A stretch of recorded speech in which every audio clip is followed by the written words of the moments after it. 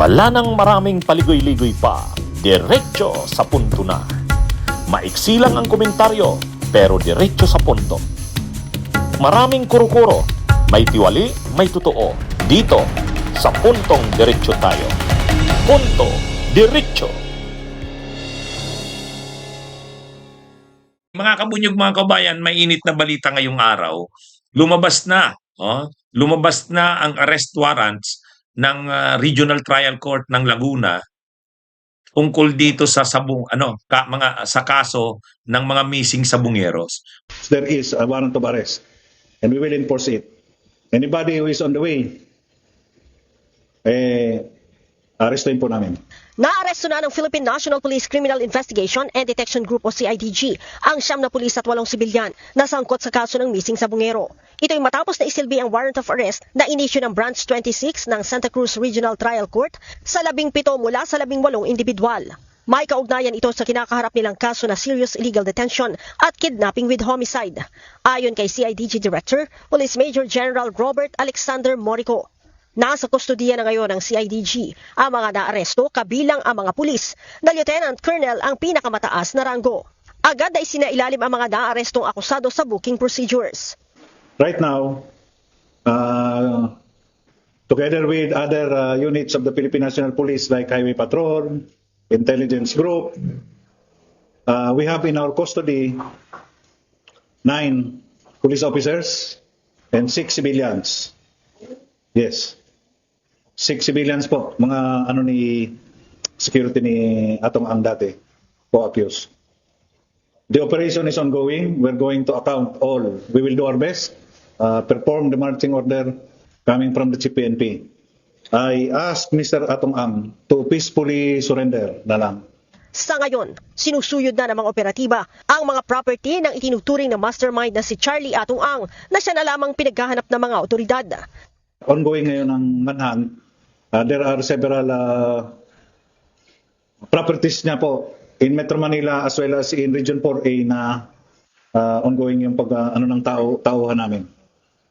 Nagbabala naman si Major General Morico sa mga magtatangkang humarang sa pagsisilbi ng warrant of arrest ng mga pulis. It is a lawful order coming from the court. Mga security guard po sa subdivision and doon sa bahay, anybody who will prevent us, we will be arresting you for obstruction of justice. Ang pamilya ng mga biktima, ipinagpasalamat ang paglalabas ng warrant of arrest ng korte laban kay Atong Ang at 17 iba pang akusado. Kami po ay nagpapasalamat sa Panginoon Diyos, nagpapasalamat sa gobyerno na tumulong sa mga kapulisan. Kapatid niya, tulong. Hindi nawalan ng pag-asa at lalong sumikap para talagang magtiyaga, mag-antay para makamit itong justice na to. Salamat sa mga tumulong at talagang kami ay natutuwa, lalo na sa mga media na talagang tinutukan itong kaso to upang ma-serve na itong warrant of arrest dito at maipatupad sa lalong madaling panahon. Nananatili pa rin aniya nakaabang ang mga kaanak ng biktima sa warrant of arrest sa nasa mahigit sa 20 pang sangkot na hindi nakasama sa ipinaaresto. Matagal na nating hinihintay itong paglabas na ito ng arrest warrants. Nung December pa ito bago pa nagpasko, maagang mga unang linggo pa lang ng December, final na yung kaso Kaya nga ine-expect natin, nung December, sabi natin, marami yatang makukulong. Hindi lang mga politiko, pati yung mga pulis na na kinasuhan doon sa missing sabungeros, pati si Atong Ang aarestuhin bago magpasko. Kaya lang hindi nangyari kasi hindi nga lumabas ang arrest warrants. Pero ngayon lumabas na ngayong araw, lumabas na yung arrest warrants. 18 ang inisyuhan ng arrest warrants. Na ito yung mga akusado. Ang kaso sa kanila ay kidnapping with homicide. Kidnapping o kaya serious illegal detention with homicide. Yan yung mga kaso nila. Ang mga kinasuhan ay karamihan mga pulis. Mga pulis, may mga official ng pulis.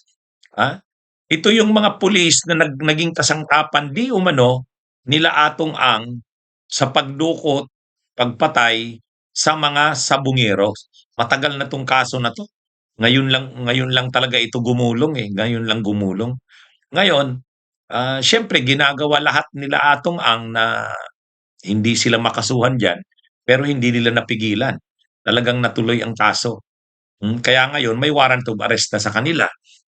Ang hindi natuloy yung kaso kila Attorney Caroline Cruz, yung abogado nila Atong 'yan, eh, at saka yung kasosyo niyang abogada.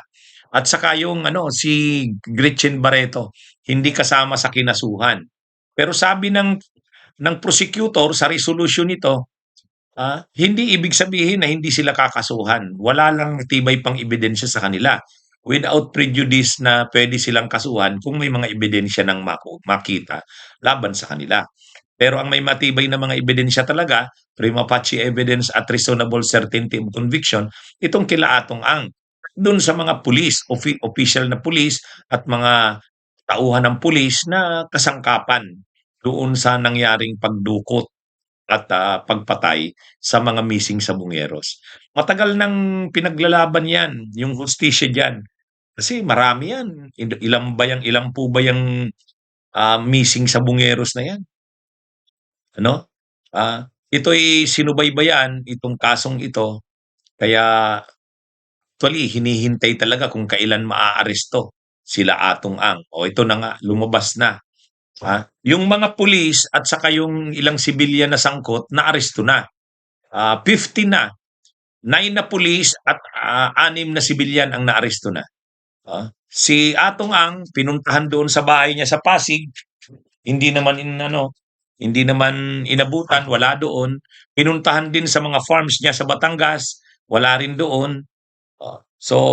Pero sabi naman ng mga pulis, ng mga autoridad, alam nila kung saan-saan ito pwedeng hanapin at maaaresto rin nila ito.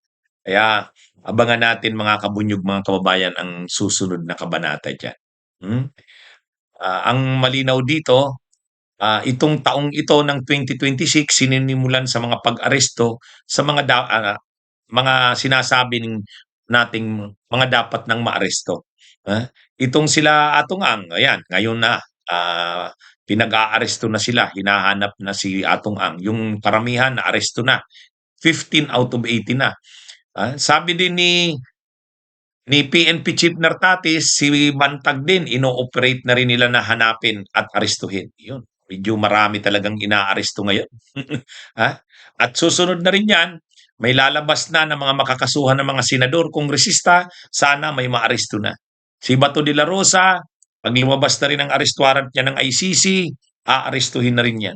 Kaya itong susunod talagang mga araw, maraming arestuhan na mangyayari, mga kabunyog, mga kababayan. Yan po, magandang araw sa inyong lahat at mabuhay po tayo. Bunyog, bunyog, halikan na kasama ka. Bunyog, kapag buklod ay may pag-asa. Luzon, Visayas, Mindanao, isa ang pananaw. Sa bagong Pilipinas ang bunyog isisigaw.